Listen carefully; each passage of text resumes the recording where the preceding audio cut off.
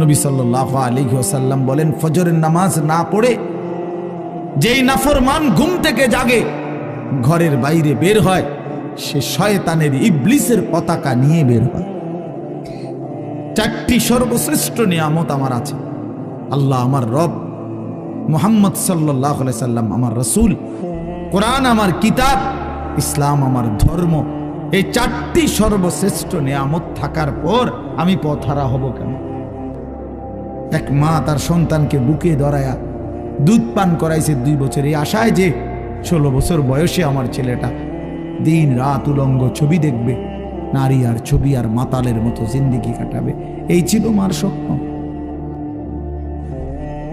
এই জন্য আমাদের প্রত্যেকেই এটা ইনসাফের সাথে ভাবা উচিত। অনিবার্য এক বাস্তবতা, প্রিয় ভাই, চিরন্তন এক সত্য যে আমাকে মরতে হবে। বুদ্ধিমান বিবেকবান উচিত সেজন্য নিজে প্রস্তুতি নাও। যেহেতু কবরে যেতেই হবে আমাকে, কোনো যুক্তি নাই বলে আমি বুঝি নাই, না বুঝলেও মরে যাবে, খেয়াল না করলেও মরে যাবে।